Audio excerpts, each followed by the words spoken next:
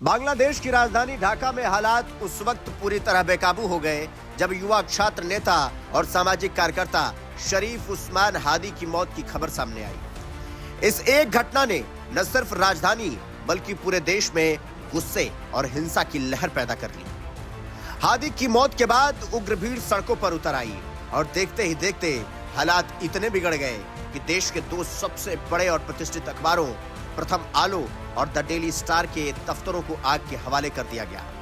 पूरा मामला 12 दिसंबर से जुड़ा है, जब ढाका के मोती झील इलाके में शरीफ उस्मान हादी पर जानलेवा हमला किया गया। उस वक्त हादी रिक्शा में सवार थे और बताया जा रहा है कि वो अपने चुनावी अभियान की शुरुआत करने वाले थे। तभी अचानक नकाबपोश हमलावरों ने उन पर गोली चला दी। गोली उनके सिर में बाएं कान के पास लगी, जिससे वो मौके पर ही गिर गए और गंभीर रूप से घायल हो गए। खून ज्यादा बहने के कारण उनकी हालत तेजी से बिगड़ती चली गई और वो कोमा में चले गए।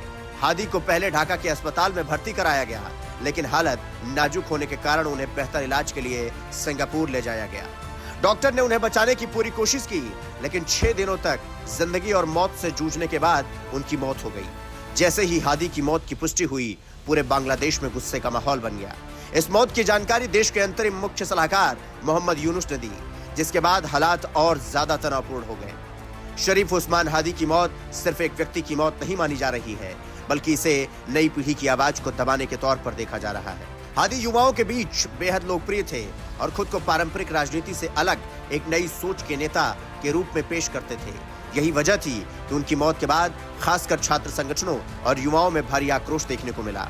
इसी गुस्से के बीच आधी रात के करीब सैकड़ों प्रदर्शनकारी नारेबाजी करते हुए ढाका में स्थित मीडिया हाउस की ओर बढ़े। सबसे पहले प्रथम आलो और फिर द डेली स्टार के दफ्तरों को निशाना बनाया गया। प्रत्यक्षदर्शियों के मुताबिक भीड़ ने पहले दफ्तरों में जमकर तोड़फोड़ की, फिर आग लगा दी।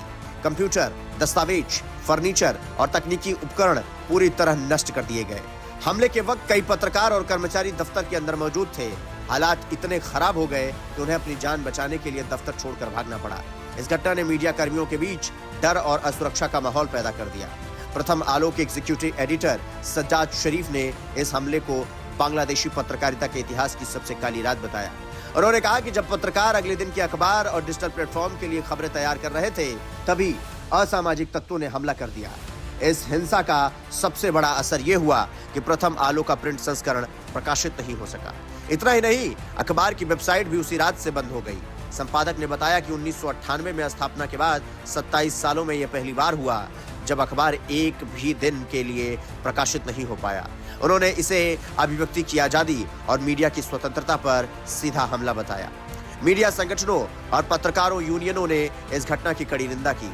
उनका कहना है कि किसी भी लोकतांत्रिक देश में मीडिया पर हमला बेहद खतरनाक संकेत होता है। अगर पत्रकार सुरक्षित नहीं होंगे तो सच सामने नहीं आ पाएगा और लोकतंत्र कमजोर होगा। प्रथम आलो और द डेली स्टार दोनों ने सरकार से निष्पक्ष जांच और दोषियों के खिलाफ सख्त कार्रवाई करने की मांग की है।